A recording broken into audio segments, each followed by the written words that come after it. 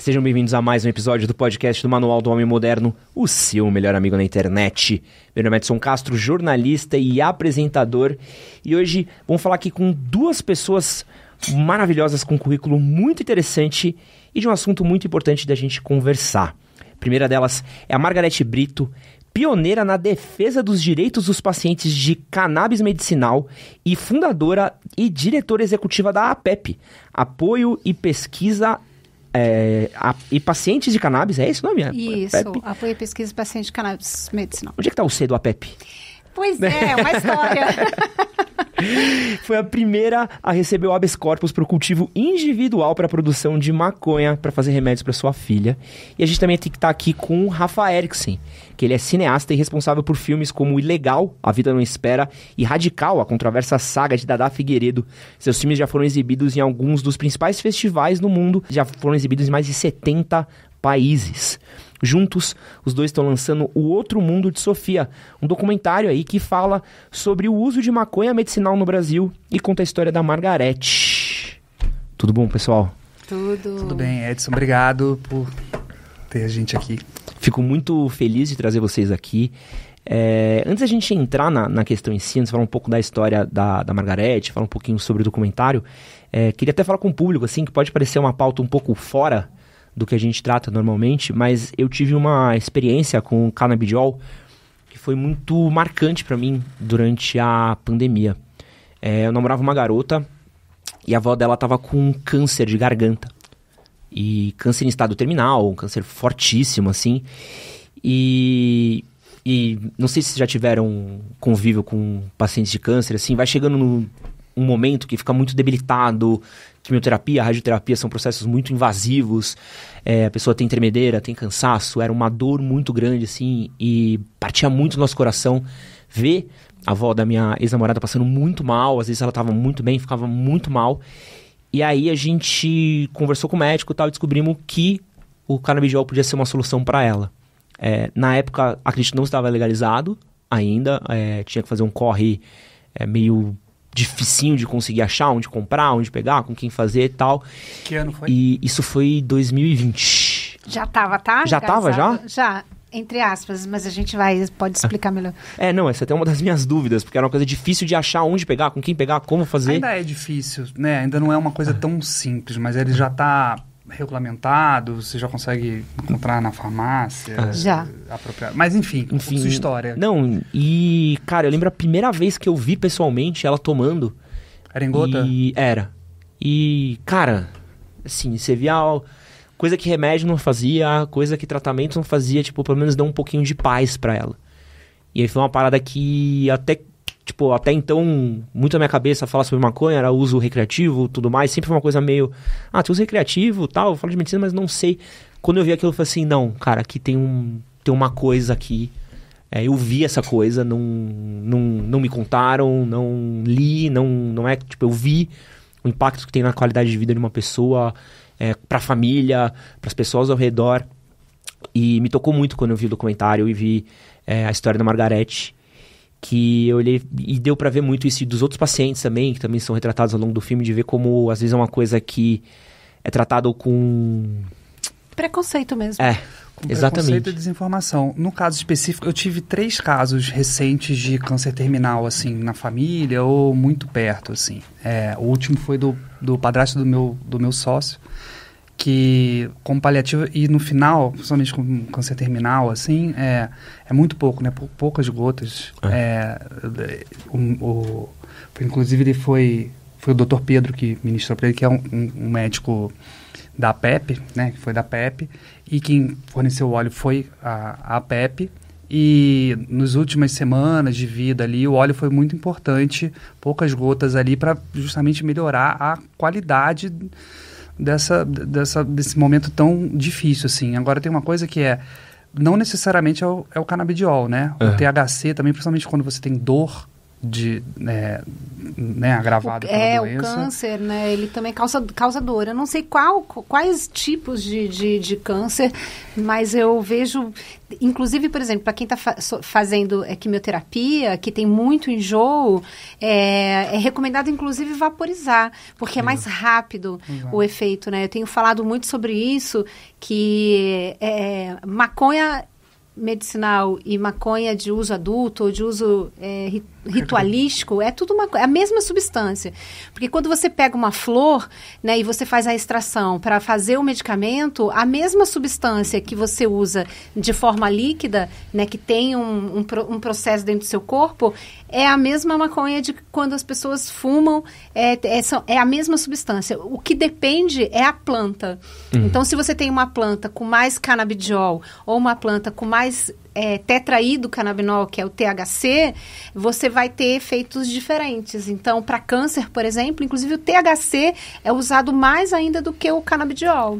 O THC, por exemplo, dá fome também, né? E para quem não está se alimentando, eu tenho uma tia da minha companheira, que também estava num estado terminal, ela tomava uma gota e ela começou a se alimentar, coisa que ela não conseguia comer nada, né? Então, o THC, ele é importante. E acho que a gente entra nessa discussão por que as pessoas tendem a chamar remédios à base de maconha de canabidiol, quando, na verdade, você tem um monte de molécula ali. E todas são importantes. Todas têm uso medicinal, uso terapêutico, né? Por que você acha que tem essa... É até uma coisa que é tratada durante o documentário, e tô até pulando aqui, pra quem tá chegando agora, vai dar uma pulada de etapas, mas acho que é legal a gente tratar um pouco disso, assim. Por que a gente tem essa distinção dentro de conversas, que o CBD até, né, dá até a abreviada, né? Tá tratando com CBD, é uma coisa boa, que é o canabidiol, mas a maconha é uma coisa ruim. Por que tem essa diferenciação dessa sintaxe aqui das palavras? Olha, são anos, são séculos, talvez, de história de demonização da planta por interesses financeiros, né? Se você pegar... hoje em dia você tem muito acesso na internet. Se você digitar lá no Google História da Proibição da Maconha, você vai ver que a proibição, em nenhum momento, ela tem fundamento científico. Né, porque causa dependência, nada. A proibição é por conta de questões políticas, de interesses financeiros. É uma planta que vem lá da Ásia e na época tinham discussões do cânhamo, inclusive, ser concorrente direto da fibra de... como que é o nome? De algodão sintético. Então, isso é um viés da proibição na época. E o outro viés era porque os negros utilizavam, né, o pito de pango, essa história toda. Então, assim, era quase como um controle social, né, porque eles não gostavam de ver as pessoas relaxando, né? Talvez tenha a ver um pouco de querer que as pessoas trabalhem muito, enfim. Então, você vai ver, quando você resgata a história da proibição, você vai ver que não tem nenhum cunho científico. E aí, só que, assim, a maconha, ela pode ser proibida da forma como for, as pessoas vão continuar usando, porque é um uso milenar. As pessoas nunca deixaram de usar, mesmo com a proibição. E aí você começa a ter um resgate de alguns tipos de uso, que era medicinal, que foi, inclusive, com o documentário Ilegal, que tem que o Tarso, que também é um dos diretores junto com o Rafa, meio que copiou essa ideia que estava acontecendo lá nos Estados Unidos em 2014, que era um paciente que tem um caso milagroso, que no caso foi a Charlotte Figi, que era uma menina que tinha uma síndrome de Dravet, e que quando ela descobriu, e era uma família super conservadora, de militares, não sei o quê, e quando ela descobre, né, que a maconha podia ser uma alternativa para uma filha dela que estava quase vegetando, ela procura cultivadores lá na Califórnia. E aí você começa a ver a transformação dessa menina. Foi um boom no mundo inteiro. Aqui no Brasil foi a Anne, no México foi uma outra menina. Então, assim, foi mais ou menos isso. 2013 começa a ter um resgate desse uso medicinal e alguns casos meio que milagrosos, assim, que transforma demais a vida de crianças. Então, é uma pauta muito polêmica que mistura uma planta proibida, uma erva do demônio, com um milagre de crianças resgatando a vida. E aí começa um debate em 2013, 2014, que é quando surge o ilegal no Brasil inteiro. Obrigado pelo crédito de copiar. Na verdade, foi o Tarso, ele copiou um pouco essa... A gente conhecia a história da Charlotte, claro, isso, né? E a gente queria fazer... E a gente surgiu a história sua e da Catiele. São histórias, a gente contou a história. Mas tudo bem, o que eu acho que aconteceu nesse fenômeno, em 2014, quando a gente começa a trazer esse assunto, mal se falava de maconha, era muito difícil a gente conseguir falar a palavra maconha e vender isso para a imprensa, por exemplo. E aí, quando surgiu a questão do canabidiol, tanto a imprensa como a opinião pública, os médicos entenderam que aquilo ali talvez fosse um lugar mais seguro para se operar. Então, se apropriaram disso. Então, de certa forma, se forjou isso, como o CBD como uma coisa aceitável, mas deixando o THC ainda nesse lugar de... Não, o THC é o princípio ativo que dá onda, então ele não é legal. O CBD é o princípio ativo que cura, então esse tá valendo. Principalmente a imprensa se apropriou disso naquele momento. E eu acho que a partir daí, inclusive a gente, enquanto realizadores, a gente foi muito criticado na época, principalmente pelos ativistas. Pelas pessoas que já estavam nessa luta, muitos achavam que a gente estava atrapalhando, quando, de certa forma, a gente estava tentando usar estratégias de abordagem do tema para conseguir emplacar de alguma maneira, para a gente conseguir falar sobre isso. Porque acaba sendo também um soft opening, assim, da conversa. Porque você tá tratando... É só você naquele momento era. Até no próprio Estados Unidos, né? Tipo, os Estados Unidos, quando começa a falar de maconha para uso medicinal, é um jeito de você, tipo, inserir aquilo na sociedade. E aí, por exemplo, você já vai hoje para os Estados Unidos, diversas cidades têm uso recreativo e a gente nem fala a respeito disso. Exato. E foi um jeito de você introduzir, né? Acaba sendo um... a gente tá demonizando isso, mas olha isso. Agora você entendeu isso? Olha isso. É um caminho também, né? Exato.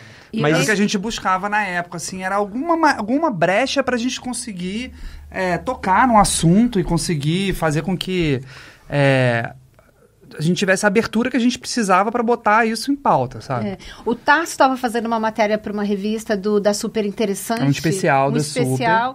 Né? Só sobre maconha. Só sobre maconha. E aí ele estava procurando pacientes que faziam uso medicinal. E nesses pacientes tinha a Sofia, minha filha. E aí quando ele me ligou, eu tinha acabado de importar, ainda quando era considerado tráfico internacional, uma seringa de uma resina lá dos Estados Unidos, de uma indústria. E aí, quando ele me falou, me ligou e falou assim, olha, a minha história é essa, mas você tem que conhecer uma história mais milagrosa, que é a da Anne, que foi o fio da meada desse debate no Brasil em 2014. E aí, era uma coisa... Desculpa, Rafa, por ter falado copiar. Não, brincadeira. Mas aí é que foi isso, assim, é que as histórias em todos os países, quando abre esse debate de maconha medicinal, em geral, é por uma criança que tem epilepsia. Eu sei porque, assim, eu acompanhei esse debate quando começou no México, quando começou... No Chile teve uma Mass Cultivam, né? Toda uma onda. Isso foi uma onda, né? Dessa coisa das mães, assim. De um resgate, né? De uso medicinal. Tem uma coisa muito legal que aconteceu naquele ano de 2014... a Marcha da Maconha já acontecia, eu acho que em 2014 já tinha... Não, a Marcha da Maconha é de 2010. De 2010, né? Tinha 4 anos. Acho que é mais antigo, né? É mais antigo, acho que quando eu estava na faculdade tinha já a Marcha da Maconha. Mas enfim, naquele ano de 2014, a gente tinha lançado o curta, que a gente chama de Legalzinho, que depois saiu o longa, o Ilegal. E naquele ano, no Rio de Janeiro, capitaneado pela Getty, as mães abriram, e acho que uma articulação do Emílio e tal, do Emílio Figueiredo, que é um advogado antiproibicionista, lá do Rio, muito importante nesse universo, as mães abriram a Marcha da Maconha, foram na frente, a comissão de frente era de mães, um monte de carrinho, né, e todo mundo vestido de roxo, que é a cor da epilepsia. Foi lindo demais naquele momento, assim, porque era uma ruptura, e era justamente uma primeira conexão, né, entre o movimento social, os ativistas, e quem estava trazendo essa pauta pelo viés medicinal. Eu tenho eu acho que essa expressão maconha medicinal, ela está envelhecendo mal. Porque ela justamente elitiza o aspecto da maconha como se tivessem duas maconhas. A maconha que é medicinal, que é ok, a gente pode andar para frente, e a maconha que não. Ainda piora, e o mercado consegue piorar isso, porque o mercado chama de cannabis. Então, a cannabis medicinal, ok. Maconha... É a maconha gourmet, né? É, a maconha gourmet, a gourmetização da planta. E a maconha, enquanto que causa mortes, que causa problemas com a polícia e todos os problemas que a gente tem de enfrentamento de guerra às drogas, fica estacionado em outro lugar, como se uma coisa fosse ok, podemos andar, outra coisa é melhor não tocar. Mas eu tenho uma leve impressão, a gente está acabando de vir de um congresso de cannabis medicinal ali no Expo Center Norte, a gente estava lá agora. E assim, é uma coisa assim, desculpa, é muito impactante, assim, para não dizer horrorosa. Mas porque eu acho que interessa, inclusive, a indústria demonizar a maconha de uso adulto responsável. Porque a hora que legalizarem, né, a erva em si, a hora que você puder plantar na tua casa, eu acho que talvez o lucro deles diminua. Ou a expectativa de lucros que ele já tem não seja como eles imaginavam, né? Porque é uma planta. Né? Então, se você trabalha com educação, né? Se eu chego e falo para você assim, olha, essa planta aqui, ela é rica em canabidiol. Você pode plantar e você pode fazer uma extração que ninguém está inventando roda de extrair, porque a gente com a indústria farmacêutica, a gente perdeu o hábito de usar a planta como remédio. Uhum. Então, a cannabis, acho que ela volta nesse cenário para dizer, olha... Nós plantas também somos, né? Inclusive tinham indígenas lá no Congresso falando sobre isso. E eu, assim, tudo bem, né? Que é um ambiente super mega capitalista, corporativo, de querer colocar o índio, eles vendem o índio, né? Que nem o meu marido fala, assim, cara, Che Guevara, ele vende Che Guevara, camisa de Che Guevara, boné de Che Guevara. Então, assim, o capitalismo ele toma conta de tudo. Então, ele, obviamente, quer tomar conta da planta, né? Então, estamos nós aqui na Resistência tentando informar, pelo menos, né? Fazer o nosso papel de informar que é uma planta e que a gente tem que trabalhar com educação. Existe o uso abusivo de drogas? Existe. A gente tem que falar sobre isso? Tem. Mas eu acho que a gente tem que agir com honestidade. Né? A gente tem que falar o que é uma planta e que não é do demônio, não. E que pode ter uso adulto responsável, assim como o uso abusivo eventualmente tem que ser, tem que prestar atenção. Eu quero falar um pouquinho, até pra gente entender um pouquinho da relação dos dois, e um pouco do trabalho dos dois, sobre a história da Margarete. Como é que você, Margarete, entrou em contato com o canabidiol e como é que foi o processo... Com a cannabis, desculpa, com a maconha, com a maconha medicinal, quem quiser saber. Como é que foi que você conheceu, entrou em contato com ela e como é que foi o tratamento com a sua filha? Então, foi em 2013, setembro de 2013, a minha filha tem uma síndrome genética rara. E estava meu marido à noite lá na internet, de repente apareceu para ele uma menina que estava fazendo uso com excelentes resultados, e ele me acorda no meio da noite me dando essa notícia, e aí no dia seguinte eu entro em contato com essa família americana, que era uma menina que tinha exatamente a mesma doença da minha filha. Mesma síndrome genética. E aí, eu entro em contato, consigo uma amostra grátis. Quando essa amostra grátis está chegando para mim, demora uns 10 dias para chegar, eu começo a entrar em contato com um monte de gente. E aí começam a vir respostas de pessoas que têm alguma relação no Brasil com política de drogas. Porque não existia médico, não existia ninguém que soubesse nada sobre o uso medicinal da cannabis. E aí foi assim que foi a minha relação com o uso medicinal, né? Já tinha tido, tem amigo, quem que não tem um amigo, né? Um ou outro que faz uso adulto responsável. Esse foi o meu, e depois o Tarso, que estava fazendo um especial para uma revista da Super Interessante, entrou em contato comigo para fazer uma matéria, isso foi no final de 2013. Você já plantava nessa época, já? Não, aí conforme eu fui conhecendo pessoas, né, entrando em contato, aí tinha um médico, isso é muito interessante, tinha um médico, hoje eu posso falar o nome dele, mas no ilegal, quando os meninos filmaram só daqui para baixo, porque era tão proibido, né? Que aí o Emílio Figueiredo, que o Rafa falou, que é um advogado, que fazia parte, não sei se você já ouviu falar do Grow Room. Não. Grow Room é uma plataforma muito antiga de cultivadores que não querem alimentar o tráfico, então eles plantam para fazer o uso adulto responsável da erva. E nessa plataforma tinham ativistas que ficaram sabendo da reportagem e entraram em contato comigo, tal.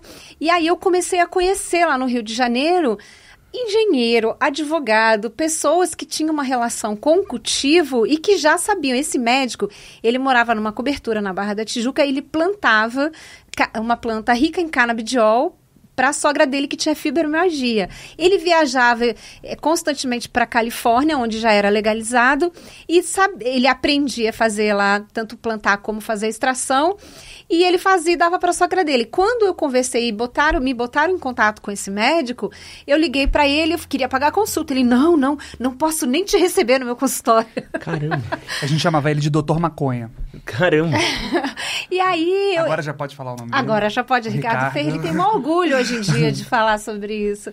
E aí quando ele tinha um consultório lá em Botafogo, ele desceu, eu conversava com ele, parecia que eram dois criminosos conversando sobre o uso medicinal de uma seringa que estava vindo legalizada dos Estados Unidos. E aí ele falou, Margarete, eu não entendo nada de epilepsia, que é o caso da tua filha, mas eu entendo da planta, eu entendo de fibromialgia, ele é médico especialista em dor. E aí ele me deu uma segurança muito grande. O neurologista da minha filha, que era o Dr. Eduardo Faverê, super bem conceituado lá no Rio de Janeiro, ele tinha falado assim, Margarete, olha, aqui no Brasil é proibido, eu não sei te falar muito, mas o que eu posso te dizer é que eu fiz ele tinha feito um pós-doutorado na Alemanha e eu recebia jovens que fumavam e falavam que as crises convulsivas diminuíam. Mas eu não tenho muita informação além disso. E aí foi assim, então esses dois médicos foram a minha referência num primeiro contato para me dar uma segurança para eu continuar o tratamento com a minha filha. E assim foi. Então, assim, quando essa primeira seringa, eu senti que o resultado não tinha sido o que eu tinha esperado, eu parei de dar, mais ou menos uns 40 dias. Foi quando a Catiele começou, que é a linha do primeiro documentário, começou a dar para a filha dela e foi milagroso. E eu não me conformei. Eu falei assim, cara, se foi tão milagroso com ela, não é possível que também não vai funcionar com a minha filha. Foi quando esse médico me deu um frasquinho desse óleo que ele fazia. Uhum. E quando eu comecei a dar para minha filha, foi incrível, assim. Ela saiu de 60 convulsões no mês para 13. Uau! Aí eu falei, bom, esse é o caminho. Aí eu falei, bom, se ele planta e faz, eu também vou plantar e fazer. Aí foi quando eu comecei a pegar muda com os meninos que tinham, com ele me deu uma muda de Halitsu, que inclusive é uma genética da planta que a gente tem até hoje. A gente fornece para os associados esse Halitsu. Como é que foi para você sentir assim, a diferença? 60 para 13 é um número muito alto. Foi incrível, a gente ficou assim muito impactado, a gente falou assim, cara, com um medicamento feito em casa. E ela tomava remédio, tomava outras coisas também? Ela sempre tomou alguns outros remédios, mas é muito comum quando você começa a dar cannabis, quando você começa a dar óleo, você começar a desmamar outros medicamentos. Então ela chegou uma época que ela tomava 5 medicamentos de uso controlado. E conforme foi entrando a cannabis, a gente foi desmamando. Hoje ela toma, além do óleo, mais 2. Caramba. E aí vocês começaram a plantar na sua casa? A gente começou a plantar em casa. Em 2016, nós fomos a família que teve o primeiro habeas corpus no Brasil para cultivar em casa para a nossa filha. E ao invés de uma varanda gourmet, tinha uma varanda fazendinha. Tinha uma varanda... É o que aparece no filme lá na cena, que é um resgate de uma reportagem do jornal Hoje, né? Cara, e como é que era? Porque deve ser um rolê, assim, pros vizinhos, até... Pois é, todo mundo me pergunta isso, assim, mas foi tão natural pra mim, assim, eu acho que... Fala, Rafa. Pra Guete, tudo é natural e tudo é simples. Acho que ela tem uma visão de que as coisas... E o Marcos, que é o marido dela, ele mesmo fala assim, que ele ficava desesperado, porque a Guete queria botar as plantas na varanda pra todo mundo ver. E o Marcos... Calma aí, gente, né? A gente pode ser preso por causa disso. A gente tinha uma estufa que tinha luz, né? Aí eu abria a estufa de noite e a gente morava num prédio com uma varanda pra outras várias varandas, né? Ele, você tá maluca? Você vai abrir isso daqui? Aí todo mundo vai saber que a gente planta maconha. Eu falei, Marcos, daí, qual o problema? Eu tento fazer esse media training com ela há anos, que é assim, Guete, as coisas não são fáceis como você vê. Para qualquer ser mortal, isso é muito arriscado, corajoso e tudo mais. Para você, parece, né, a Guete tem uma visão, assim, acho que de enfrentamento. Acho que, na verdade, a gente está falando sobre enfrentamento e a Guete não foge essa luta, nunca fugiu, desde quando ninguém sabia quem ela era, ninguém sabia que a filha dela usava maconha como remédio, como óleo, e ela já estava plantando e botando, expondo na varanda para o desespero da sua família. E é engraçado isso que o Rafa fala, porque todo jornalista que vem me entrevistar, eles querem uma coisa, uma desgraça, um medo, um negócio assim. E aí eu... O jornalista quer conflito, né, Edson? Porque é a coisa do cotidiano, né? Eu, por exemplo, se alguém me falasse que um vizinho meu cultiva maconha, meu... Você ia lá pedir um pouco. Não, eu ia querer saber, eu quero ver, eu quero dar uma olhada. Até mesmo amigos meus que cultivam. Eu sei de amigos que são, cara, diretores de agências de publicidade. Caras que fazem contratos com marcas family friendly maravilhosas. O cara fala, ninguém sabe, ninguém fala a respeito, ninguém nada. Porque se isso aqui é uma coisa que pinga ali... Eu sei que eu perco um contrato, às vezes, por uma besteira. Total real isso. E será? Até inclusive hoje, medicinal. Eu tenho amigos, assim, acho que todo mundo é meu amigo, né? Mas eu tenho conhecidos que eu converso que são pessoas famosas e que não querem nem falar de uso medicinal porque perde contrato. É uma coisa... É difícil, né? Acho que tem a maconha, por si só, tem um tabu muito grande. Sabe por que isso? Porque como isso se deu, desde a proibição lá nos anos 30, lá nos Estados Unidos, começou uma onda de contra-propaganda. Isso tem sido feito nas últimas 8, 9 décadas. Eu sempre falo isso, que a gente fez quando a gente fez o Legal não foi o primeiro filme de maconha, né? Você tem o Quebrando Tabu, que é muito importante, do Fernando Grossen. Você tem o Cortina de Fumaça, você tem uma série de filmes que vieram antes, filmes que vieram depois. Não vai ser um filme, não vai ser o Mundo de Sofia, outro Mundo de Sofia, que vai mudar uma cultura tão forte. A gente vai precisar, talvez, de décadas, assim como a gente teve uma contra-propaganda de décadas, que é conhecida como Reefer Madness, que era a campanha que era feita lá nos Estados Unidos, e que passou por vários governos, várias ideias, do Nixon ao Reagan, de todas as maneiras possíveis de influenciar a cultura. A gente não vai mudar isso em 2 anos, né? A gente vai mudar isso em 10 anos, que a gente já está nessa batalha aí. Então, eu acho que a gente precisa de muita informação para mudar, porque a gente está mudando a cultura. E para mudar a cultura é uma coisa muito difícil, né?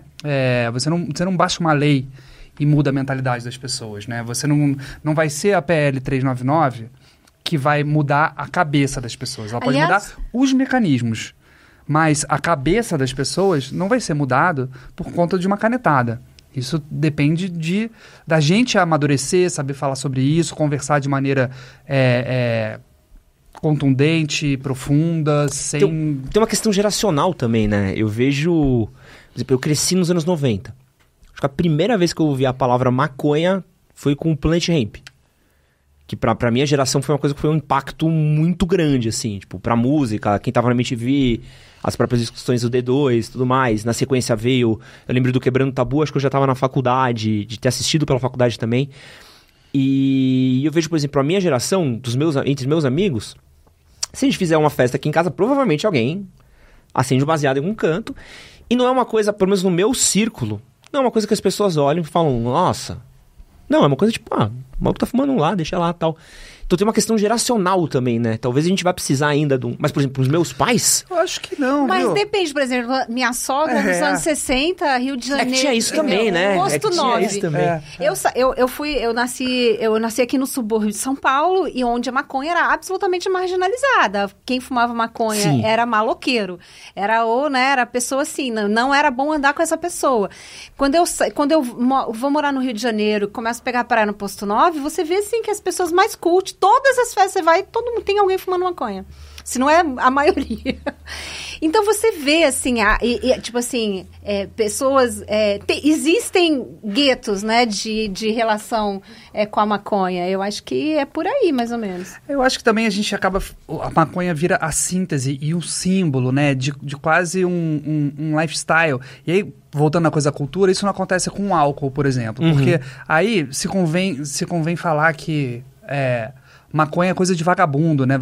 Maconha é coisa de, sei lá... Todo mundo que fuma é maconheiro, mas quem bebe não é cachaceiro, né? Pô, aquele whisky no Mad Men, né? Porra, é fino, né? Tipo... Aí você pensa em maconha, você pensa no Monark. Champanhe, exatamente. É foda, né? É uma estereotipação muito grande, né? E isso, cara, é cultura. Como é que a gente muda isso? Como é que a gente... No Outro Mundo de Sofia... Você falando de geração, tem um trecho do filme, sem dar spoiler, porque é um trecho bastante particular, uma mensagem de WhatsApp de uma senhora de 77 anos, falando, eu sou uma senhora, eu tenho 77 anos, tô tendo uns Trimilix nas mãos, e meu médico mandou eu procurar o óleo de vocês e tal. Então, eu acho que talvez... não seja tanto uma questão geracional, mas uma questão de acesso à informação, porque mesmo os mais velhos, o CBG, que é um dos canabinoides que agora está meio na moda, assim, né, que está meio em voga, é muito sugerido para a terceira idade, por exemplo, né? Me corrija se eu estiver errado, Guete, não entendo. Para dores inflamatórias, artrite, artrose. A maconha tem tudo para ser a droga, o remédio, o medicamento, o suplemento alimentar, seja lá o que você quiser chamar, da terceira idade.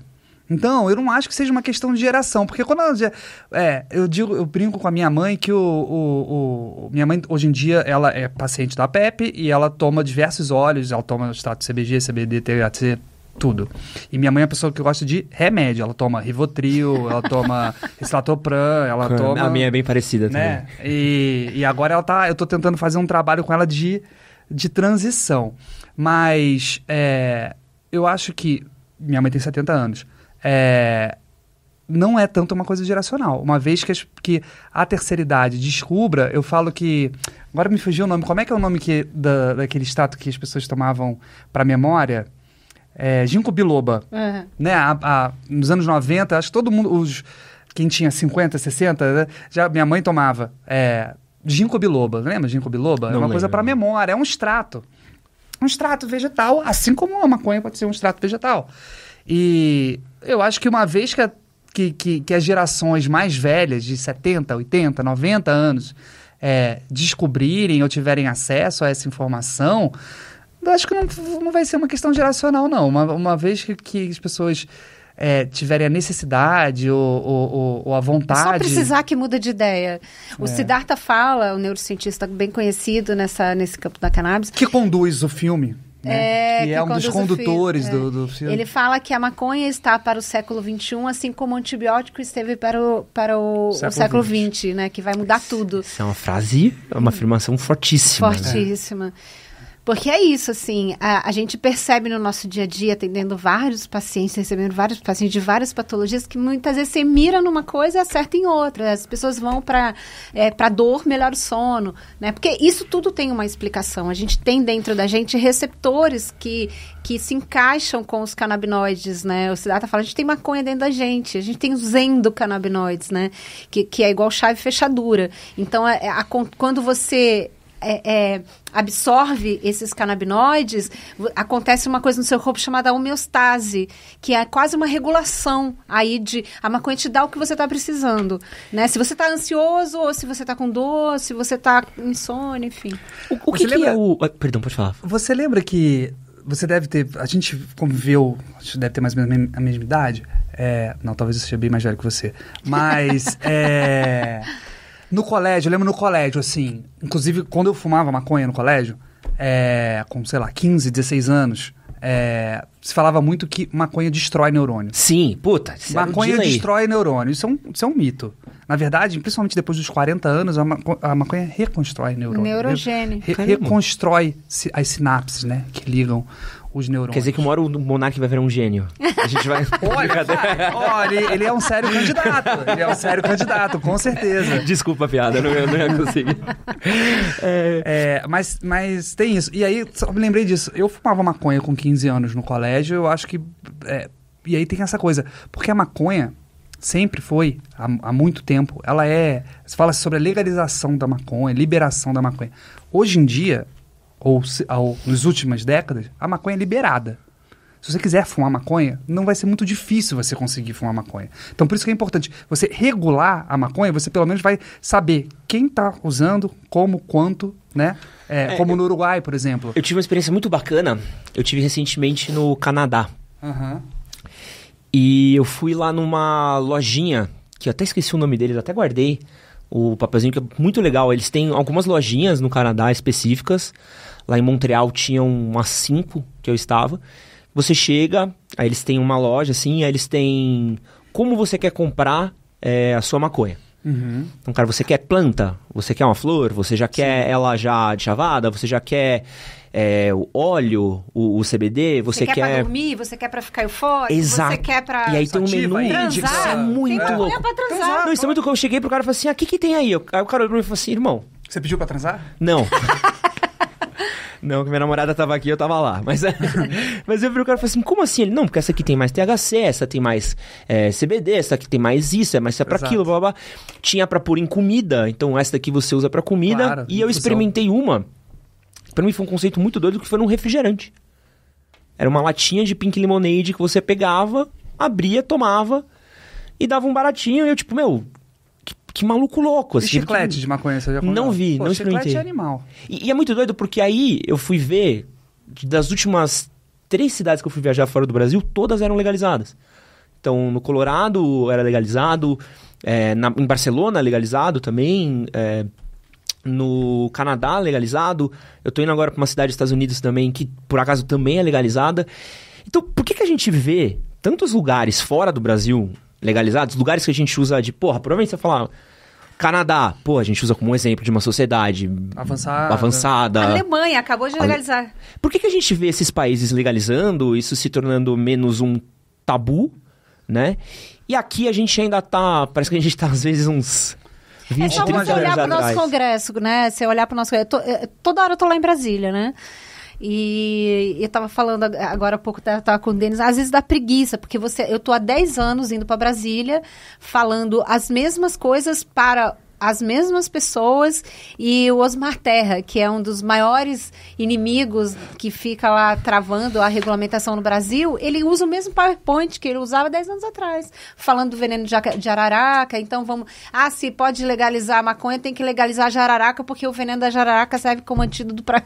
Eu juro que ele fala isso. O deputado Osmar Terra, que é talvez a síntese do maior proibicionista no Brasil, durante a pandemia ele era contra a vacina, por exemplo, ele tinha estatísticas muito alucinadas sobre a questão da vacina e da própria pandemia, de que a pandemia não existia, um negacionista ferrenho, assim. E aí, para mim, aquilo ali era meio assim, mas se ele nega isso e ele nega o uso da maconha, tinha alguma coisa ali que não dava liga. E a única liga que tem é, assim, indústria farmacêutica. É a única coisa que conecta esses porque eles, assim, no começo, eles eram contra, eles diziam que não existia uso medicinal da maconha. Depois eles viram que cresceu muito o número de pessoas que falavam e não tinha mais como ele negar. Aí ele falou, então, agora que ele é a favor, desde que seja molécula sintetizada vindo lá de fora. Não podemos falar em plantação, porque isso é um absurdo. Então, assim, não sei, se em 10 anos ele mudou só um pouquinho, não sei se vai precisar de mais 10 anos, porque a PEP hoje, ela emprega 60 pessoas. né? É uma pequenininha. Então, quanto de emprego você pode estar gerando? Quanto de riqueza? Sabe? E assim, a diversidade de canabinoides.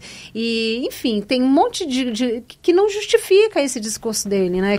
De trazer molécula sintetizada. Porque se você toma a molécula sintetizada, você não vai saber qual é o benefício do THC, do CBG. Entendeu? Exato. Só pegando o gancho dos países que você falou, também não dá para ignorar que esse é um tema muito complexo, né, que engloba muitas possibilidades culturais, políticas, jurídicas e tal. E cada país desse que você citou encontrou um caminho diferente. Não é o mesmo caminho. Na Espanha são os clubes, né, associativismo e tal, não sei o quê. Em Portugal, eles levaram para o sistema de saúde. Nos Estados Unidos já é business total ali. Então, cada país vai ter que encontrar a sua solução. O Brasil, não dá para pegar um modelo do Canadá e falar assim, vamos fazer aqui. O modelo dos Estados Unidos, vamos fazer aqui. Cada um vai ter que encontrar o seu modelo. E demora para encontrar o modelo. Demora tanto? Não precisa, né? O PL 399 está parado, por exemplo. Então, a gente precisa discutir, a gente precisa avançar. Talvez a necessidade de a gente ter mais filmes, da gente falar sobre isso, é para a gente conseguir avançar com essa pauta e não deixar ela parada.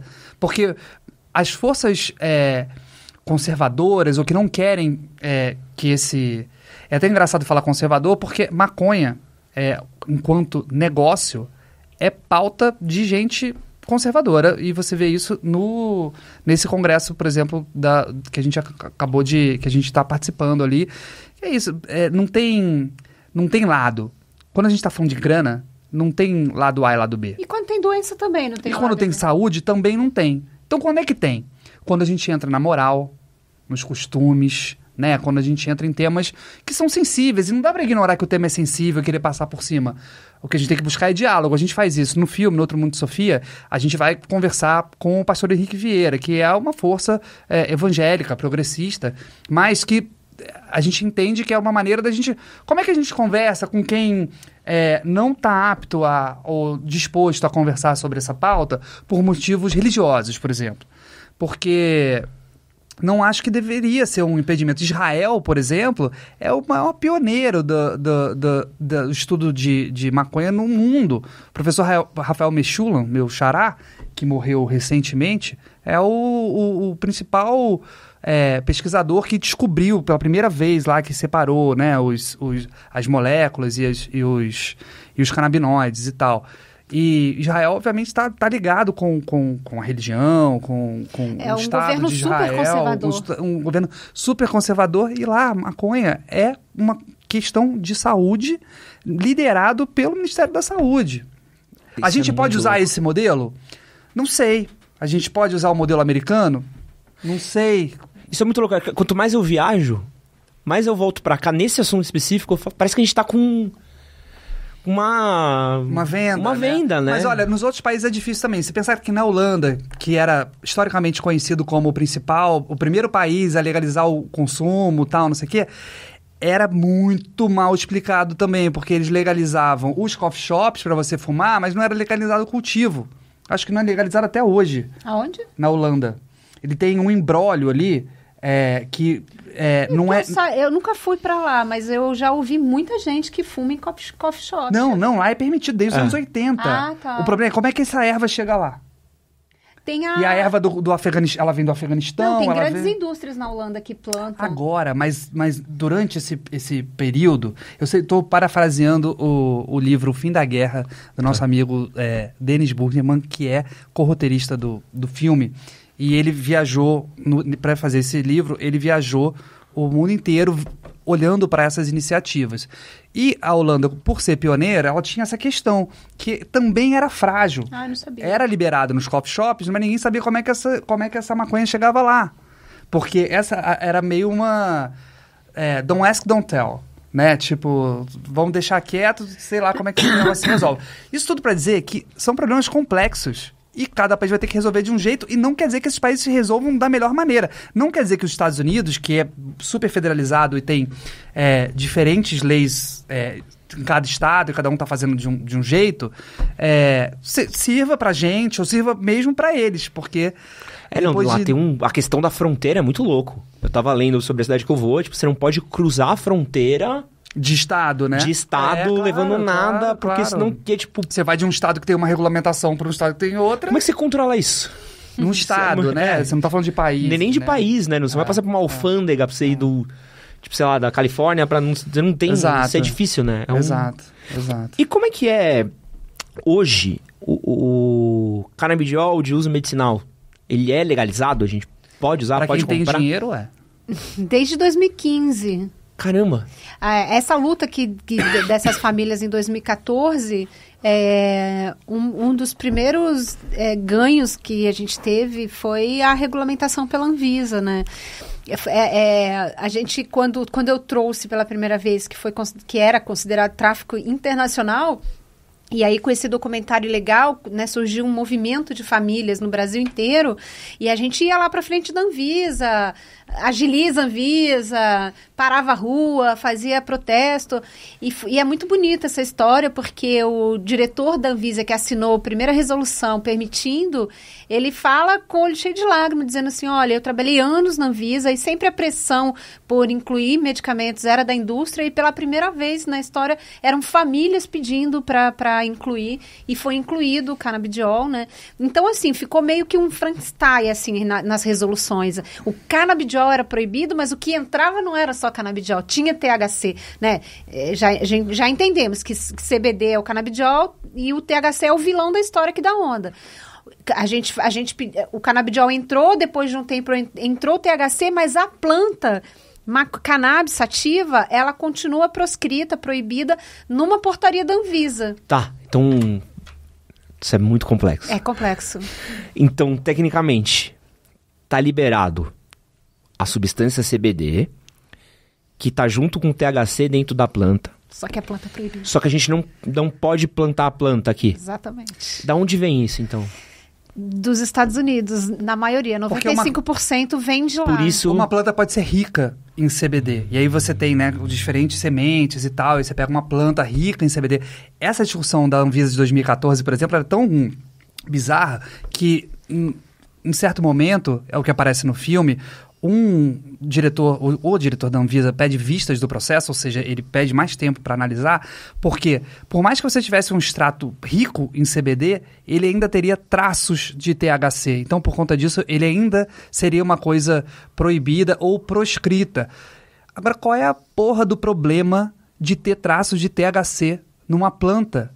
Porque é uma planta, e essa planta deve ter centenas de canabinoides. Tem centenas de canabinoides. Então...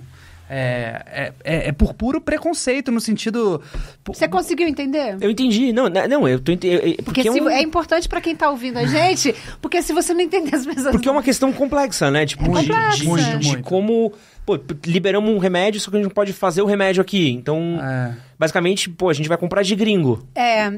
Em dólar. Essa é uma das minhas maiores lutas. Estamos atrasadíssimos já. Não faz sentido, porque assim, todo o dinheiro de óleo importado que a gente gasta volta para os Estados Unidos. Entendeu? Se a tua mãe, qualquer pessoa hoje for comprar um produto que vem lá de fora, que é o que é permitido, né? Porque você pode até manipular aqui, mas a matéria-prima tem que vir lá de fora porque você não consegue plantar. Então, a grande luta é pelo plantio aqui no Brasil. E o lá de fora é Estados Unidos, Colômbia, na China está se plantando, vem de tudo quanto é lugar. E o Brasil que poderia estar se beneficiando, o Brasil não é um país do agro, o Brasil que poderia estar se beneficiando disso, gerando emprego e fazendo... criando esse mercado de uma maneira saudável, com reparação histórica, com mecanismos que não ignore a proibição, né? Porque não adianta, de um lado, essa planta estar beneficiando uma indústria e pacientes e uma cadeia, e, por outro lado, continuar matando a nossa juventude periférica. A gente precisa olhar isso como uma coisa só. Uma pessoa vai presa, a outra está lucrando pela mesma planta. Já pensou isso? É exatamente o que a gente está vivendo agora. Não é? E vocês na PEP, vocês têm uma plantação? Temos. Como é que... Porque isso... Essa é a parte... Vocês precisam muito ver o documentário, que essa parte é uma loucura, assim. Eu ia falar pra botar uma foto, mas não bota foto. Vai ver o documentário, que é muito melhor. Por favor. A gente mostra a fazenda inteira de muitos... Isso é muito louco, assim, porque veio... Na hora dessa parte do documentário, sabe com essa cabeça? Eu falei, que doideira. A plantação, ela é Legal? Então, ela tem altos e baixos de legalidade e de segurança jurídica, porque dentro dos tribunais tem juiz também que é a favor, tem juiz que é contra. Puta, então tem um ativismo jurídico aí também. Tem também, tem também. Então, assim, a gente entra, ganha, daqui a pouco a Anvisa e a União recorrem e a gente perde. Aí a gente recorre, a gente ganha, aí vai e perde. Então, é cheio de altos e baixos o processo. Quando a gente começa o projeto de plantio lá, a gente está com uma decisão, com uma liminar, falando, vocês podem tudo, pode plantar, extrair, pesquisar, fornecer, transportar. Aí, de repente, a liminar cai. Isso daí fala, para mim, esse é o alto do filme. Sim, assim. nossa. Spoiler, chama. Spoiler. Não, essa parte daí é maravilhosa, é maravilhosa. O Manuel, que é o coordenador, que a gente tem uma parte no Rio, que a gente atende as pessoas, e ele ficou lá para tocar esse projeto, porque eu não podia, eu e meu marido, a gente não podia ir para lá. E assim, sempre foi muito... a gente conversava muito, é ilegal, pode acontecer isso, tal, mas você tem que acreditar. Você acha que o que você está fazendo tá certo? A gente está ajudando um monte de gente? Então eu tinha que convencer todo mundo para nego louco ficar lá. Isso é muito louco, cara, porque você E ficar lá e trabalhando numa fazenda de maconha que pode ser invadida pelo tráfico, pode ser invadido pela polícia, pode ser invadido por maconheiros em geral. Eu devo ser muito boa de convencer as pessoas, porque eu convenci. Porque esse é um segundo ponto, né? Porque o primeiro tem esse ponto da polícia, que eu acho que cara, a qualquer momento pode cair a liminar. E vocês têm... Não, tinha caído a liminar. Sim, vocês têm literalmente... gente, pra vocês entenderem, é uma plantação de maconha. Não uma fazenda, uma fazenda de maconha com muita maconha. Uma fazenda com pés de maconha, assim... Pique os sinais, aquele filme Sinais, de erva. Isso. Tipo, e tem esse risco da polícia, então vocês podem ser presos. Mas eu li essa semana uma notícia que saiu de uma plantação de maconha que foi invadida por criminosos. Amigo nosso. E foram roubados. Você não viu? Não vi. Porque também tem esse risco, né? Não, detalhe, gente. Estava acontecendo lá em João Pessoa a semana de integração das associações de cannabis, de maconha. Era uma semana, era de segunda a sexta. Aí tinha, inclusive, um diretor da Anvisa junto. Tinha toda uma programação e na sexta-feira eles estariam indo para levar todo mundo, eram umas 30 pessoas lá para conhecer a plantação em João Pessoa, que inclusive é maior do que a nossa. Quando eles estavam faltando, sei lá, meia hora para chegar, os rádios tocando, avisando que tinham, acho que parece 10 pessoas, bandidos com fuzil armado, levaram 80 quilos de erva da associação. E estão pegando... É foda, porque tem esse ponto também. Metade foi preso. Graças a Deus. E estão pegando ainda uma coisa que é... medicinal. Pra tratar fazer remédio. Isso é muito bizarro. Aí que eu acho que a gente tem que ter seriedade, porque isso pode inviabilizar uma plantação? Não, né? Isso não deveria ser um problema. Isso aí é um problema de segurança. Tem que resolver a segurança, não tem que resolver a plantação. Você não pode jogar o bebê com a água do banho. Né? O que se diz hoje em dia assim, como é que você vai plantar... Hoje o Marterra fala isso. Como é que você vai plantar maconha? Como é que você vai plantar maconha num país que a gente não vai ter como fiscalizar e regular isso? Melhor faz a fiscalização e regulamentação. Você não vai deixar de plantar maconha por causa disso, entendeu? Eu acho que tem a coisa do Tostines, Tostines acho que não é uma referência, né? Não, dessa época não. Tá sempre do ovo da galinha, acho que ainda funciona. O ovo da galinha, assim. Enfim, eu acho que a lógica, ela é meio invertida, sabe? Tipo, isso que aconteceu na Abrace... não pode ser de forma nenhuma usado como impeditivo para você ter uma fazenda de maconha. Acho que isso é muito importante. Porque pelo lado da indústria, ele vai olhar para você, tá vendo? Não tem condição de plantar maconha porque pode sofrer isso. E a indústria, quando a gente está importando, a gente não vai ter esse problema. Porque a gente está vindo trazer lá da China. Então, mas o problema não é isso que vai inviabilizar uma fazenda. Isso aí é um problema de segurança, resolve a segurança. Ponto, acabou. Né? Eu acho que... E segurança é dever, até onde eu sei, do Estado, certo?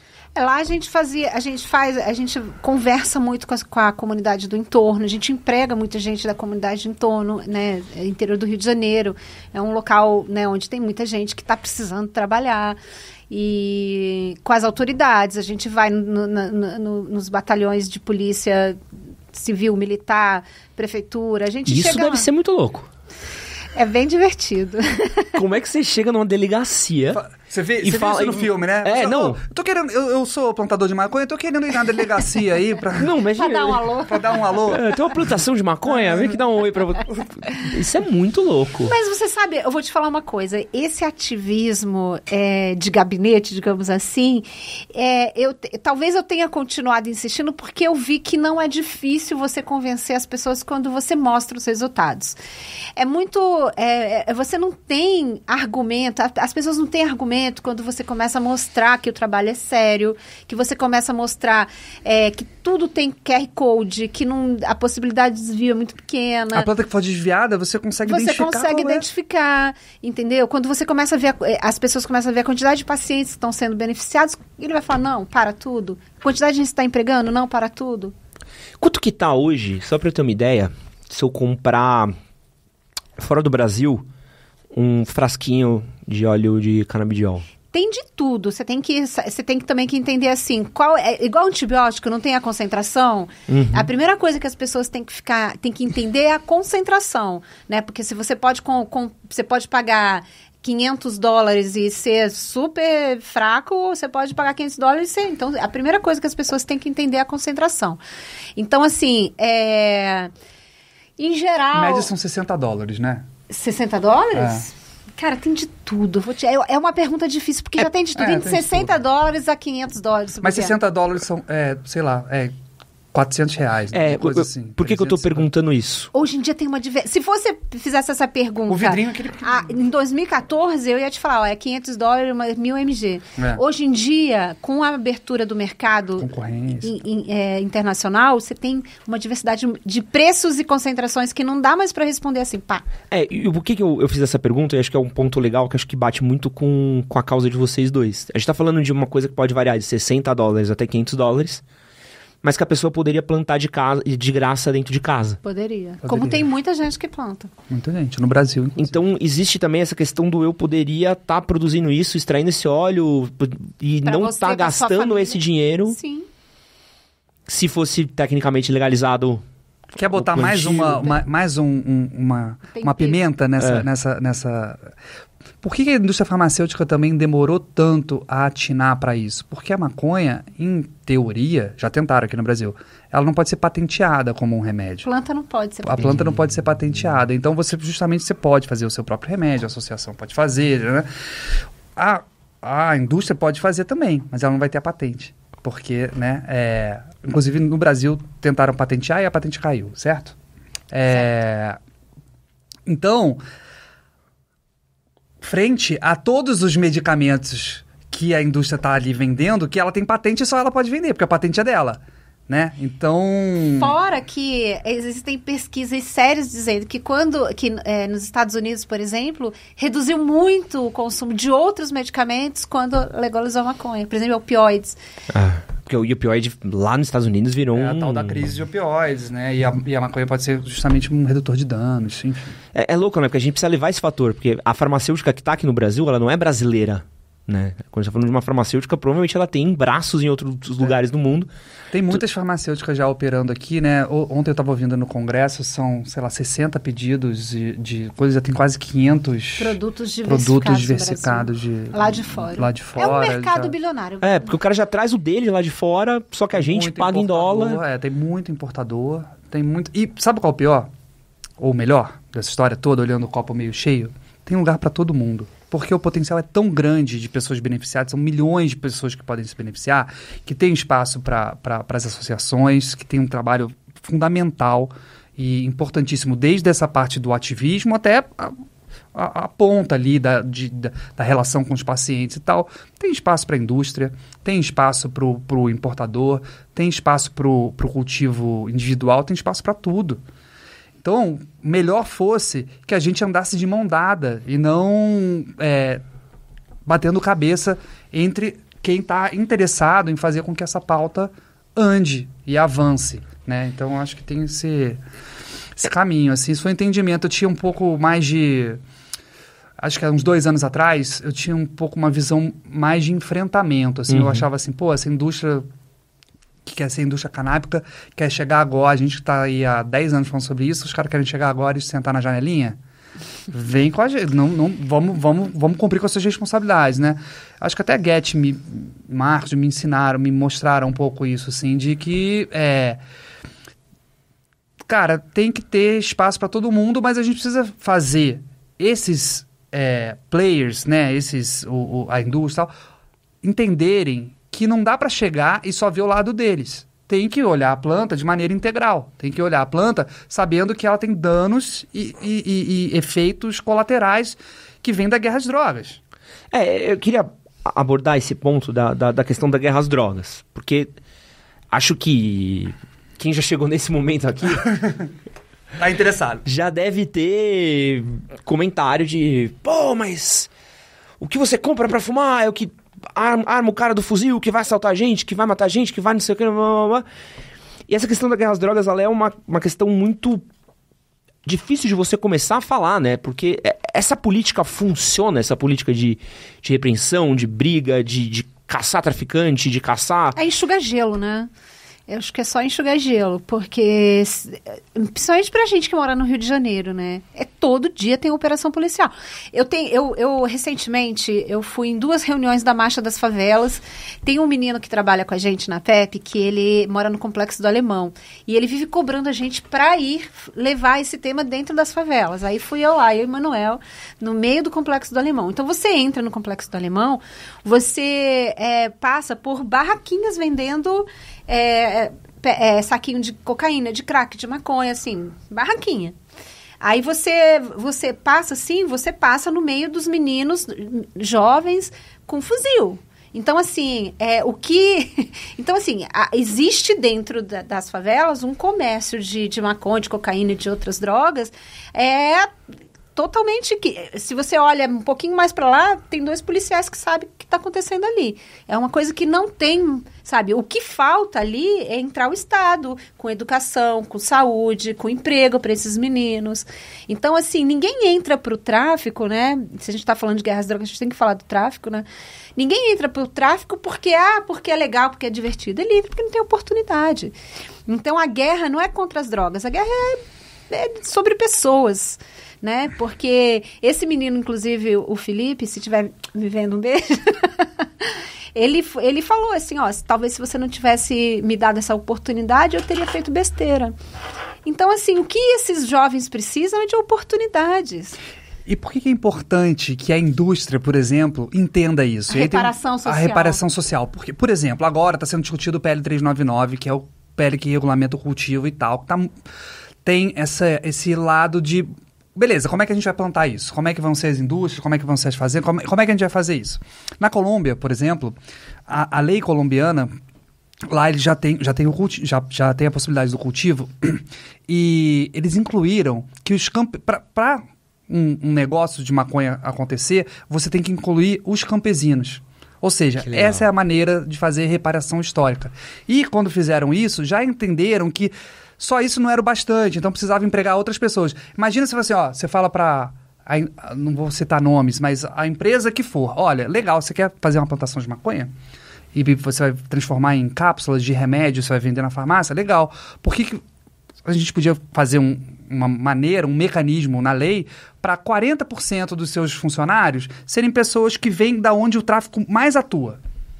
E aí você dá seu jeito de fazer isso. Vai ser bom para o negócio, ele vai dar no relatório de responsabilidade social e vai ser uma empresa ESG, como as pessoas gostam de dizer, e pode ser bom para todo mundo.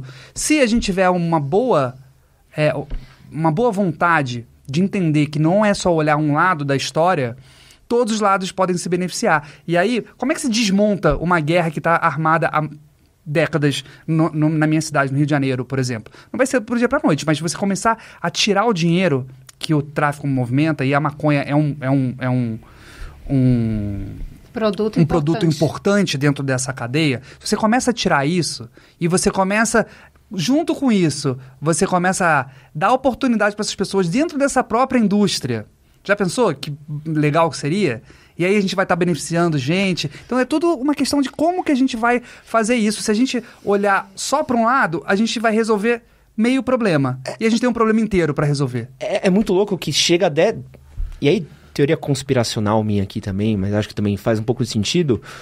Porque aqui em São Paulo a gente tem um PCC, né?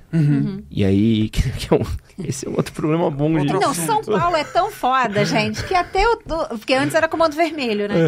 Só que o PCC entra, os paulistas entram, eles organizam. Pode ser habitolado nesse pique, né?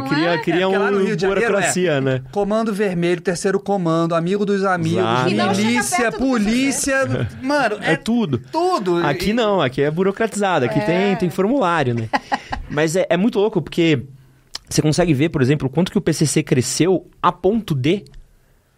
e aí também não posso fazer nenhuma grande acusação de fazer parte de bases de governo também. Lá no de Rio, bases milícia, de estrutura. Né? Então é uma questão de até que ponto não é interessante pro próprio tráfico também? A proibição. A proibição. Claro, pra quem interessa a proibição. E o tráfico não é na ponta ali. É o grande traficante. Porque o grande traficante, onde que ele tá? Ele tá no Paraguai. Ele tá nas fazendas, ele tá...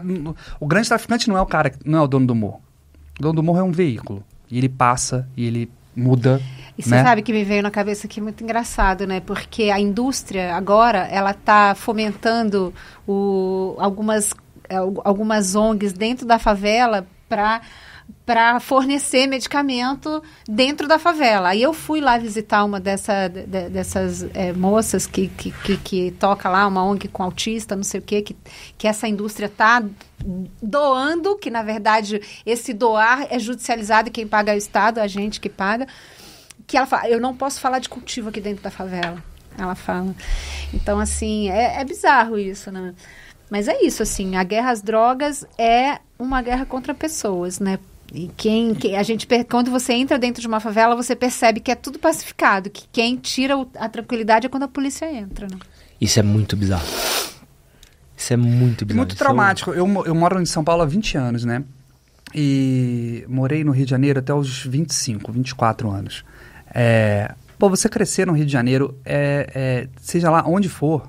Eu era um garoto da Zona Sul, morava em Botafogo, assim. Mas qualquer pessoa que cresce no Rio de Janeiro, em qualquer lugar, ela convive com isso que a Guedes estava falando, que são as metralhadoras do carro de polícia que passa do seu lado. Um lugar que as pessoas andam com a metralhadora para fora do carro, não é um lugar que a gente tem trauma de guerra. Qualquer cidadão do Rio de Janeiro tem trauma de guerra, porque a gente vive num estado paranoico de guerra, onde um tiroteio... Eu não tinha aula na minha escola, porque tinha tiroteio no Dona Marta. E era normal, assim, era meio feriado. Assim, hoje não vai, porque... nem vai, porque tá tendo tiroteio e tal. Caramba. Porque diferente de São Paulo você tem o cinturão... Tem escola que tem bunker. Tem escola que tem São Paulo você tem o cinturão das marginais, né? Que meio que... Tá mais... Tá lá pro fundão da leste, tá mais da ponte pra lá. Aqui os centros ainda são muito... Tirando o Morumbi, exato, que acho que é mais... Uma região que tem um... Você já viu essa foto icônica do Morumbi? Das varandas. Das varandas, que é icônica. Claro. Aqui você não tem... É difícil você ter que passar, por exemplo, por um morro, por uma grande favela. Então você não vê metralhadora no meio do... Você não vai passar da Consolação pro Jardins. E vai ver alguém com fuzil, entendeu? Dificilmente. No Rio de Janeiro você vai.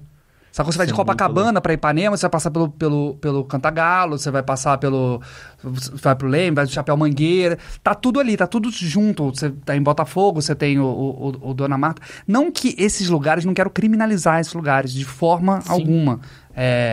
Agora, esses lugares são lugares controlados historicamente pelo tráfico, por esse comércio que está sempre, hoje em dia, pela milícia, principalmente na Zona Oeste e tal, sem querer criminalizar de forma alguma esses lugares. Mas ele é parte intrínseca da cidade no Rio de Janeiro, o que forma uma sociedade paranoica. Né? E tudo isso é fruto do proibicionismo. Simples assim. Porque o proibicionismo, é claro, a necessidade faz o ladrão. Se não tivesse proibicionismo de drogas, o mercado ilegal seria o mercado de armas, ou seria o sequestro, ou seria... Isso é inegável. Porém, drogas, você tem o comércio de drogas é muito lucrativo, muito rentável. Então, é uma maneira... Porque seres humanos precisam de drogas. Exato, porque é remédio. E mesmo no uso recreativo, drogaria também é remédio, entendeu? Drogaria. Em qualquer lugar do Brasil, você tem uma drogaria a cada esquina, certo? Então, você pode... as drogas estão inseridas no mesmo contexto ali. Até historicamente, se for pegar Grécia, pô, os rituais para Bacchus, você tem África, erva, você tem um monte de coisa que historicamente a gente sempre Se você juntar as drogarias e os bares, né, como lugares de alívio emocional e físico das pessoas, essas drogas ilícitas deveriam entrar no mesmo balaio. Mas tudo isso para dizer que quando a gente proíbe, a gente está fomentando, a gente está dando dinheiro na mão do crime organizado para ele se organizar, né? Porque senão a gente ia acabar com o crime. Regulamentou, legalizou, acabou o crime. Não. O mundo do crime se organiza. Ele vai se organizar, ele vai fazer outra coisa. Vai fazer caça-níquel, ele vai fazer... Mas aí você vai ter que encontrar outras maneiras de combater isso. No caso da guerra às drogas, você tem um mecanismo muito fácil para resolver isso, que ele só existe porque ele é proibido. Uma vez que ele não for proibido, né? O proibicionismo do álcool, lá do Al Capone, lá dos anos 30, acabou do dia para a noite nos Estados Unidos. E acabou o problema. Não acabou, né? Mudou o problema, que daí virou a guerra às drogas, que a gente conhece hoje em dia. Uhum. Mas se você desmonta esse nó, pelo menos você vai desmonetizar, usando a palavra que a gente está no YouTube, você vai desmonetizar radicalmente e talvez diminuir. E aí você pode ter contrapartidas com oportunidade vindo dessa própria indústria, né? Você tem um monte de coisa para fazer. O negócio é a gente conseguir botar isso na mesa, botar para andar. Resumo com a frase: da proibição nasce o tráfico. Exato. Guete, para quem quiser conhecer mais o canabidiol, querer da maconha medicinal, da própria maconha, para tratamentos de ansiedade, tratamentos de epilepsia, tratamentos de câncer, que nem a gente conversou, por onde começar a buscar esse tratamento? Olha, você pode entrar no site da apep.org, lá tem bastante informação, apep.org, converse com o seu médico. A primeira coisa que eu peço para as pessoas, cara, pergunta para o teu médico, né? Não custa perguntar. Lá a gente só fornece mediante uma receita médica. Então, se o médico que está tratando você, que já te conhece, quiser se aprofundar, melhor. Primeiro porque vai aumentar mais um médico com esse conhecimento. Digo mais, provoque o seu médico. Porque se ele não tiver as respostas, ele pode ir atrás delas. Ele pode ir atrás. E hoje em dia está cada vez mais fácil para a classe médica. E tem muitos cursos, inclusive na APEP a gente tem cursos porque a gente faz para médicos, com imersão. Inclusive a gente leva os médicos lá para a fazenda, para visitar a fazenda, para ele entender a seriedade do trabalho. Então, se o médico que está tratando a pessoa não quiser falar sobre isso, o ideal é que procure um médico que tenha esse conhecimento para orientar o paciente sobre o que ele precisa, o que ele está buscando, se é o caso de fazer o uso tal medicinal da cannabis. E a gente tem alguma perspectiva de... Hoje o cara pega a prescrição médica com o médico dele, entra em contato com a PEP, consegue o óleo. Existe alguma perspectiva, algum norte da gente ver o canabidiol no SUS? Sim, já tem, né? No SUS, só que é o importado. Em geral, a gente na APEP também tem um programa de hipossuficiências de isenção. Então, assim, ninguém que precisa, que não tem dinheiro, também a gente deixa de atender. Então, a gente conversa, pergunta, tem assistente social que vê qual é a situação da pessoa. Mas hoje, aqui no estado de São Paulo, o Tarcísio, ele fez um projeto de lei que está sendo implementado agora, que... exclusivo de canabidiol, ou seja, não engloba os outros canabinoides. A gente não sabe se vai ser o full espectro, que tem outros canabinoides, que tem um traço de THC, ou se vai ser o purificado. Mas é isso, assim. Mas essa sua pergunta também é espinhosa, porque daí quando a gente entra no SUS, é aí que a indústria farmacêutica está muito interessada, porque daí aí é a escala grande, né? Escala o negócio. E aí a nossa pergunta é, da onde vai vir? Não o frasco, mas da onde vai vir a maconha, a planta que vai entrar nesse frasco? Vai ser Para onde vai esse dinheiro? Para onde vai esse dinheiro? Quem está pagando? Quem está pagando essa conta? Vai ser tudo grana gringa? Vai ser tudo... Esse dinheiro volta, entendeu? Uhum. E por que não a gente produzir aqui? Por que a gente não tem um monte de fazendas como a da Guete, como a da PEP, produzindo remédio e gerando receita aqui dentro? A gente não é um país, uma potência agroindustrial? Por que não? O que impede isso? que atravanca a possibilidade que a gente tem de ser uma sociedade melhor para todo mundo, né? E Rafa, você que está indo aí, teve o Ilegalzinho, a versão curta. Como eu chamo. Teve já o Ilegal, A Vida Não Espera, a gente teve agora o Outro Mundo de Sofia. Qual que é a importância para você de continuar contando histórias sobre a proibição da maconha, guerra às drogas, e o estado como as coisas estão hoje? Acho que na minha profissão, cara, muitas vezes a gente não escolhe as histórias que a gente conta, né? Eu sou cineasta, eu gosto de contar histórias... Gosto de contar histórias que eu possa ter um ponto de vista sobre elas, seja ela qual for, né? A gente estava conversando antes, eu fiz o documentário da Dada Figueiredo, que conta a história uma história da cultura do Rio de Janeiro, do surf ali, do skate, do punk na cidade ali nos anos 90, 80 e tal. Já contei histórias sobre imigrantes, refugiados, enfim, de tudo um pouco. Já fiz, tem filme meu no Netflix sobre sertanejo universitário. Pra você ver. Mas eu adoro contar histórias, mas algumas histórias você não escolhe. A história escolhe você. A história escolhe... Essa história me escolheu. Eu acho que por algum tempo eu propositadamente me afastei dessa história, porque eu também não achava que eu devia só ficar fazendo filme de maconha, né? O Ilegal foi nas nossas vidas, na minha vida, na vida da Guete, na vida do Tarso, na vida da Catiele, com certeza foi um marco, assim, uma coisa meio explosiva, assim. E depois que não vai ter igual. Acho que nunca vai ter igual, e acho que depois gerou uma certa ressaca, inclusive. Eu fui fazer outras coisas, contar outras histórias, falar de outras coisas. Em 2019, eu encontrei com a Guete, o Ilegal estava fazendo 5 anos. E encontrei com a Guete numa dessas comemorações que a gente estava fazendo. E aí eu perguntei como estava a Sofia. Tenho contado essa história repetidamente, né? Mas eu perguntei como é que está a Sofia. Ela disse, a Sofia está bem, está numa fase boa e tal. Tá lá, vendo a gente, observando o mundo. E aquilo ali me pegou, assim. Falei, caramba, a Sofia tá ali, olhando para essa história. Como é que é isso? Como é que eu...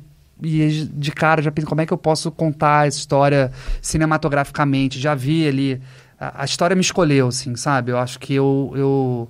Tem uma coisa muito engraçada sobre isso, eu tava lembrando. E aí logo veio o nome, né? O nome O Outro Mundo de Sofia é simplesmente porque a Sofia se chama Sofia, e não por causa do livro. Uhum. O livro é obviamente uma paródia, uma inspiração, uma coisa... Mas eu fui ler o livro depois. E aí eu comecei a ler o livro Outro Mundo de Sofia, grande clássico e tal. O Mundo de Sofia. O Mundo de Sofia, comecei a ler e... Não tinha nada a ver. Eu acho que eu não tenho a idade de alguém que é para ler o livro, achei... Não embarquei na história. E aí fui falar com a Guete, falei, Guete, e o Mundo de Sofia, você gosta...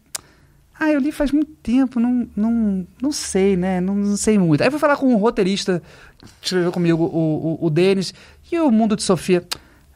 acho que não tem muito a ver, não. Aí chamamos o Francisco Bosco, filósofo. Ele não é filósofo. Ele é formado em literatura. A gente foi apurar lá e tal. Ou seja, literatura. Ele é um cara que vem da literatura, perfeito para fazer o gancho no filme do Mundo de Sofia, com essa história toda. Francisco, e aí, cara, como é que você consegue conectar essas histórias? Puta, cara, acho esse livro meio fraco, não acho muito... Então, tudo acabou que o livro, ele é só uma inspiração do nome, assim, porque... E essa ideia de, tipo, ela se chama Sofia e a trajetória da vida dela é radicalmente diferente a da protagonista do filme, do livro O Mundo de Sofia. E, para mim, particularmente, é claro que eu entendo que formou uma geração inteira de pessoas que aprenderam filosofia através do Mundo de Sofia, e não quero fazer pouco caso disso, mas a minha visão é que esse olhar da Sofia, da nossa Sofia, da Sofia da Guete, do Marcos, ele tem um sabor assim mais interessante, sabe? Mais legal mesmo. Gente, quem quiser conhecer O Outro Mundo de Sofia, como é que pode assistir, como é que pode acompanhar o documentário? O filme já estreou, né? Nessa segunda-feira, dia 8 de maio, no GNT, que é o nosso coprodutor, junto com a Chroma Key, que é a produtora que produziu. Tenho que agradecer muito a eles, porque viabilizaram essa ideia, essa maluquice que a gente criou lá atrás, lá em 2019. E a partir de então, do dia 9, no Globoplay, mais canais ao vivo. Então vai estar disponível para todo mundo. E a gente quer muito saber, quer muito esquentar esse debate, provocar bastante. Quem gostou, recomende. A gente precisa ampliar esse debate no Brasil. Boa. Quem quiser conhecer mais o trabalho da APEP, que não tem o C, me pega muito. Não tem C de cannabis, não tem me nada pega de muito. cannabis. É porque a APEP, ela nasceu como uma associação de pessoas com epilepsia. Aí depois que vem a maconha. A gente fala, já saiu no ilegal, deixa esse nome. Mas é isso. Quem quiser conhecer mais a APEP, entra no... A gente tem nossas redes, @FamíliaPep, tudo junto. Quem quiser me acompanhar também, tem @GetBrito no meu Instagram. Tem muito material, a PEP no YouTube também, tem para quem quiser se aprofundar, a gente faz seminários anuais, internacionais, com muito conteúdo bom no YouTube, também tem um canal lá. E é isso, acompanha a gente aí pelas redes, quem quiser, a gente fica lá na Rodovidor no centro, quem quiser estiver passando de bobeira lá, pode ir lá para conhecer a gente também. Vou aproveitar também... Vai falar do seu canal? Do meu canal. Sabia que eu tenho bom seu canal? Sei. Documentar. Bom canal. Eu não sabia. Eu tenho um canal que eu falo de documentários. Tem 2 anos que eu não publico. Eu venho aqui e falo assim, podia estar fazendo as coisas, né? Tô olhando o estúdio, vou até fotografar o estúdio, assim. Eu olho pra você e fico falando, podia estar fazendo documentário, né? Mas o programa do vizinho sempre vai ser. Eu tenho um probleminha que eu parei de fazer. Eu fiz uma outra produção muito importante. Eu produzi 2 meninas. Então, eu tenho gêmeas recém-nascidas, tem de 10 meses. Nós gêmeas ainda? Gêmeas, então... Essa produção aí Essa produção tá me tirando... Assim que eu conseguir me desvencilhar disso, talvez eu tenha Nunca você vai conseguir se desvencilhar disso. Eu sei, mas sei lá, se tiver um tempinho, eu vou ter um estúdio... Sair das fraldas, né? Pelo menos. Aí eu vou te chamar, Edson, pra você ir lá... Fechado. Conversar no documentário com a gente. Beleza, com o canal documentário, dicas de documentário. Achei maravilhoso que eu cliquei pra ver como escrever um roteiro de documentário. Que é sempre uma coisa que... Isso é um hit. Não e é uma coisa que pega, né? Como assim, roteiro de documentário? Você vai ver. Legal. E muito obrigado a todo mundo que ficou até aqui. Quero agradecer o pessoal da Paramount pela indicação, o pessoal da GNT também por trazer o pessoal daqui, sempre bom. E um grande beijo pra você e é nóis. Valeu.